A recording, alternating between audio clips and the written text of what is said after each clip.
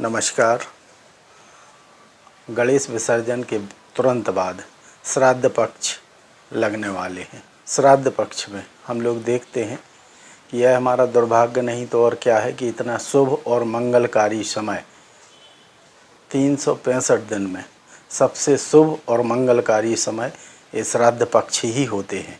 परंतु अज्ञानतावश हम अपने अज्ञानतावश इस शुभ और मंगलकारी समय को प्रतीक्षा करते हैं कि कितने जल्दी ये 15 दिन निकल जाएं।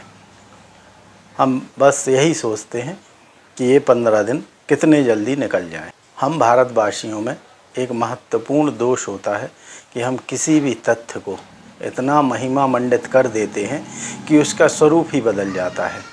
श्राद्ध पक्ष का समय शुचिता और शुद्धता का पर्व है। बहुत शुद्धता का पर्व हम इसे मानते हैं, लेकिन हमने इसको असोच मास की संज्ञा दे दी, जबकि यह शुद्ध, बहुमूल और प्रत्यक्ष रूप से बहुत अच्छा समय माना गया है हमारे शास्त्रों में। आप स्वयं देखिए कि इस पीरियड में, इस समय में जो हमारे 16 दिन होते हैं श्राद्ध के, इस समय हमारे पूरे घर में साफ़ सफाई बहुत अच्छी रहती है। कोई भी तामसिक भोजन नहीं बनता है। हम प्याज और लहसुन से दूर रहते हैं। सादा भोजन हम लोग खाते हैं। धुले हुए वस्त्र हमेशा पहनते हैं। प्रभु का ध्यान करते हैं। किसी भी तामसिक वस्तु का हम सेवन नहीं करते। प्याज, लहसुन, तेल, मसाला या इनको जिन सब्जियों में डाला जाता है उन सब्जियों का इन 16 दिनों में हम इस्तेमाल नहीं करते हैं। इस समय में हम अत्यंत संयम का पालन करते हैं और एक सादगीपूर्ण जीवन जीते हैं।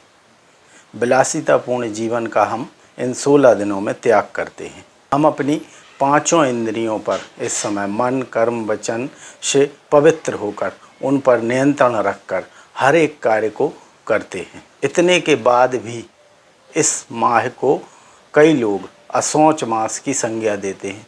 अब जैसा जिसको अच्छा लगता है नाम दे देता है। चलिए हम मूल विषय पर आते हैं। श्राद्ध पक्ष या पितृपक्ष एक अति शुद्ध समय है।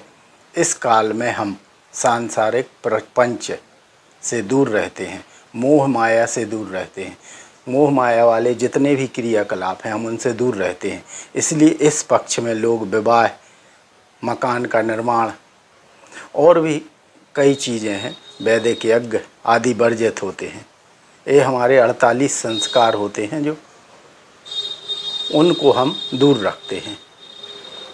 आपने देखा होगा 16 संस्कार आप लोगों को पता होंगे, लेकिन 48 संस्कार मूल रूप से हमारे हैं। उन 48 संस्कारों को कम करते करते हम 16 संस्कार तक आ गए। कुछ समय बाद हम 16 संस्कार भी भूल जाएंगे। हम प्रपंचनात्मक कार्यों को इस समय नहीं करते हैं। प्रपंचनात्मक से अर्थ है प्रा धन पंच धन आत्मक। प्रा मतलब बड़े कार्य, पंच मतलब क्षिति जल पावन गगन समीरा, और आत्मक तत्वों से भरा हुआ। हमारे जो भी पूर्वज देवत्व को प्राप्त हो चुके हैं उनके प्रति सच्ची श्रद्धा, कृतज्ञता और उनके ऋण से हम कैसे मुक्त हों, इन 16 दिनों को बनाया गया है। और ये सरल सशक्त माध्यम है इन 16 दिनों में उनका जो ऋण है हमारे ऊपर, उनसे मुक्त होने का। हमें इस समय अपने पितरों को यह विश्वास दिला देना है कि यदि हम आपके ऋण में बंधे हुए हैं तो आपकी ही कृपा से हम इतने योग्य भी हैं कि हम उस ऋण से मुक्ति भी पा सकते हैं। अब आप देखें, इतना सब होने के बाद भी कहा जाता है कि यह असोच मास है।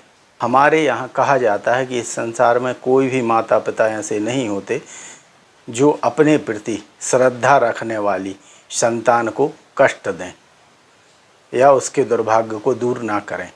संतान चाहे कितनी भी नालायक, निर्लज्ज हो, माँ बाप की हमेशा दुलारी रहती है। माँ बाप का हमेशा आशीर्वाद उसके ऊपर रहता है। महाभारत में दुर्योधन से बड़ा उदाहरण कलयुग में कोई नहीं है। माँ बाप ही आप लोगों को इस संसार में लेकर आए हैं। तो माँ बाप को भी आप लोगों से आशा रहती है कि संतान उन्हें सांसारिक सहयोग प्रदान करेगी। कारण यह है कि वो तो पितर हैं, वो तो मोह माया से दूर जा चुके हैं। इसलिए संतान को सांसारिक संसाधन हवन, तर्पण, तिलांजलि और श्राद्ध के माध्यम से उनकी पूर्ति करना चाहिए। लोकातरम सुखम पुण्यम तपोदान समुद्भवम संतति शुद्ध वंश्या ही परत्रेचा शर्मणे।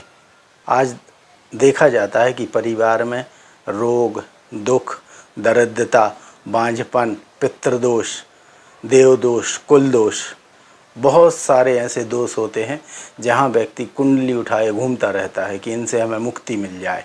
आपको इन 16 दिनों में इन रोगों से यदि मुक्ति चाहिए है तो आपको तर्पण, श्राद्ध और यज्ञ करना चाहिए, क्योंकि हर व्यक्ति अपने परिवार की गाथा व्यथा अच्छे से जानता है।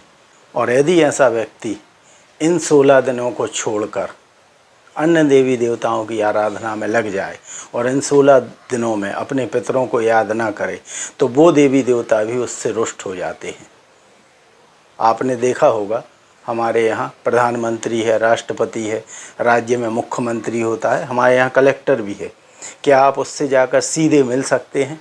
नहीं मिल सकते। आपको पहले अपॉइंटमेंट लेना होगा, पीए से मिलना होगा, चाहे कलेक्टर हो, चाहे मुख्यमंत्री हो, चाहे प्रधानमंत्री हो। वो जब आपको आज्ञा देगा तब आप जाके इन लोगों से मिल सकते हैं।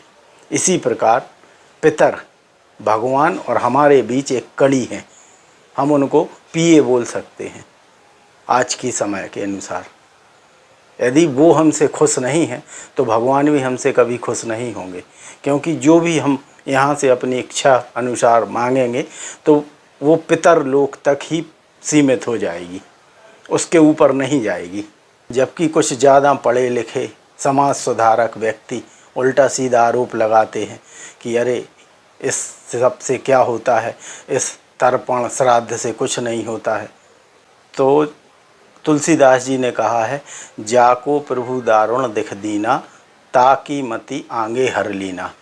कुछ लोग यह सवाल भी करते हैं कि श्राद्ध के समय, तिलांजलि के समय, तर्पण के समय क्या जो सामग्री हम दान करते हैं वो क्या हमारे पितरों तक पहुंचती है? क्या पंडित लोग पितर तक पहुंचाने में सहायक होते हैं? वो कैसे ले जाते हैं? वो जीवित प्राणी हैं, वो नहीं ले जा सकते। तो आपने देखा होगा, एक सेंट की शीशी का ढक्कन यदि हम एक रूम में खोल दें तो सारे रूम में उसकी खुशबू फैल जाती है। यदि आपके पैर में कोई फोड़ा हुआ है, पैर में कोई दर्द है, तो पैर को गोली नहीं खिलाते, हम मुंह को गोली खिलाते हैं। जब मुंह को गोली खिलाएंगे पेट में जाएगी तो जहाँ दर्द है वो वहाँ पहुँच जाएगी। ये हमारे पेट का काम है कि दर्द कहाँ है और उस दर्द को कैसे दूर करना है। आधुनिक काल में कई लोग तर्क वितर्क करते हैं, अरे ऐसा नहीं होता, वैसा नहीं होता। तो आपने देखा होगा कि पानी H2O हाइड्रोजन और ऑक्सीजन से मिलकर बना होता है। पानी वही रहता है, वही बर्फ़ बन जाता है, वही गैस बन जाता है और भाप बन के फिर पानी आ जाता है। अब यदि आपसे कहें हम बर्फ़ देकर कि आप कुल्हाड़ी से हाइड्रोजन अलग कर दो और ऑक्सीजन अलग कर दो, तो क्या ये संभव है? नहीं है। एक और बात होती है कि पितृपक्ष में हम लहसुन और प्याज क्यों बंद कर देते हैं? लहसुन और प्याज तामसिक भोजन होते हैं। हम जो भी वस्तु का उपभोग करते हैं, जो भी खाने की वस्तु हम खाते हैं, तो पेट में जाकर वह किसी प्रकार की विषाक्त वायु का निर्माण ना करे। हमारे शरीर में प्राण, अपान, व्यान, उदान, समान 5 प्रकार की वायु कही गई है।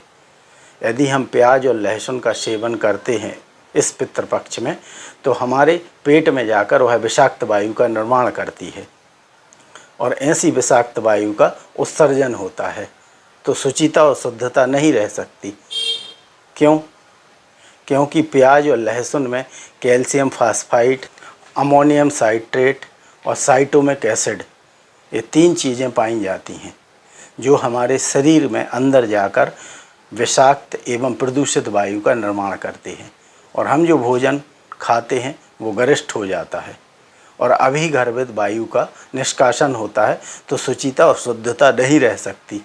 इसीलिए इस श्राद्ध काल में हम प्याज और लहसुन का उपयोग वर्जित करते हैं। विष्णु पुराण में अध्याय 15 का तृतीय अंश आप पढ़ेंगे तो श्राद्ध कार्य का विवरण आपको उसमें मिलेगा। श्राद्ध आवश्यक नहीं है कि आप पितृपक्ष में करें। विष्णु पुराण के 14वें अध्याय के तीसरा अंश श्लोक 1 से 16 तक में बताया गया है कि आप प्रत्येक माह की कृष्ण पक्ष की अमावस्या और हेमंत शिशिर महीने की शुक्ल अष्टमी पर श्राद्ध करें, जो अमावस्या, अनुराधा और विशाखा नक्षत्र में पड़ती है। यदि इन नक्षत्रों में हम श्राद्ध करते हैं तो हमारे पितृगण 8 वर्षों तक तृप्त रहते हैं। दूसरा जो बताया गया है, अमावस्या यदि पुष्य, आद्रा, पुनर्वसु नक्षत्र युक्त हो, मतलब पुष्य, आद्रा और पुनर्वसु नक्षत्र में पड़ रहा हो अमावस्या, और यदि हम उस समय श्राद्ध करते हैं तो हमारे पितर 12 वर्षों तक प्रसन्न रहते हैं और पितरों के साथ साथ देवता भी इसमें तृप्त रहते हैं। यदि अमावस्या में धनिष्ठा, पूर्वा भाद्रपद और शतभिषा नक्षत्र पड़ता है तब भी आप श्राद्ध कर सकते हैं। जब अमावस्या 9 नक्षत्रों से युक्त होती है और आप श्राद्ध करें तो आपके सारे पितृ तृप्त होते हैं। श्राद्ध कर्म यदि आप कराने जा रहे हैं तो श्रीमद् भागवत पुराण को देखें, उसमें बताया गया है कि योग्य ब्राह्मण से ही श्राद्ध कराना चाहिए, अन्यथा पाप लगता है। अब योग्यता क्या है, आप श्रीमद् भागवत पुराण में या मेरे अगले वीडियो में देखें कि योग्यता क्या होती है। अथर्ववेद का संपूर्ण अध्याय 18वां अध्याय या 18वां कांड यम, पितर तथा अंत्येष्टि के विषय में बताता है। इसके 4 सूक्तों में 61, 60, 73 और 89 283 मंत्र दिए हैं। इसमें मृत्यु के बाद क्या व्यक्ति की गति होती है, जीवात्मा की मृत्यु के बाद क्या गति होती है, इसका पौराणिक उल्लेख गरुड़ पुराण में भी किया गया है। मीमांस दर्शन के अनुसार 3 ऋण मनुष्य लेकर आता है। शतपथ ब्राह्मण में 4 ऋण मनुष्य लेकर आता है। अन्य स्थानों पर 5 ऋण के बारे में बताया गया है। महाभारत में भी 5 ऋणों के बारे में बताया गया है। श्राद्ध में हम लोगों को जितना हो सके 16 दिन शुचिता और शुद्धता से व्यतीत करना चाहिए। शुचिता और शुद्धता का अर्थ मैंने बता दिया। तामसिक भोजन से आप दूर रहें, लहसुन प्याज ना खाएं, शुद्ध वस्त्र धारण करें, ब्रह्मचर्य का पालन करें, मिथ्याभाषी ना बने। महाभारत में एक कथा है कि जब कर्ण का देहांत हो गया और कर्ण जब स्वर्ग में पहुंचा तो उसने कहा कि मुझे बहुत भूख लगी है। तो इंद्रदेव के जो गण हैं उनने उस कर्ण के सामने, क्योंकि कर्ण ने अपने सारे जीवन सोना, चांदी, हीरा, मोती का दान किया था, तो हीरा, मोती, सोना, चांदी लाकर रख दिए कि लो खाओ। अब कर्ण को बहुत ज़्यादा भूख लगी थी तो वो खा नहीं सकता था, तो उसने इंद्रदेव से पूछा कि मैं खाना मांग रहा हूँ, मुझे सोना, चांदी, हीरा, मोती दिया जा रहा है जबकि मुझे भूख लगी है। तो इंद्रदेव ने कहा कि तुमने सारी ज़िंदगी सोना, चांदी, हीरा, मोती दान किए हो, दानवीर कर्ण बने हो, लेकिन तुमने कभी भी अन्न का दान नहीं किया है। यदि अन्न का दान नहीं किया है तो तुम्हें यहाँ अन्न नहीं मिल सकता।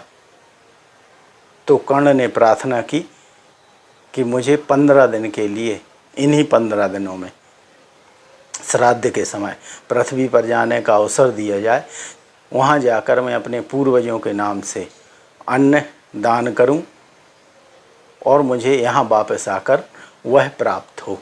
तो आप लोग देखें कि श्राद्ध पक्ष एक बहुत ही शुचिता एवं शुद्धता का पर्व है। इसे अशौच मास न माने। यह बहुत प्रेरणादायी और फलदायी समय हम लोगों को मिला है और यदि हम इसका लाभ उठाते हैं तो हम और हमारी आने वाली पीढ़ियाँ भी इससे तर जाएंगी। श्राद्ध की मूल कल्पना ब्रह्मदेव के पुत्र अत्रि ऋषि की है। अत्रि ऋषि ने अपने मिनी नाम के एक वंशज को यह बताई थी।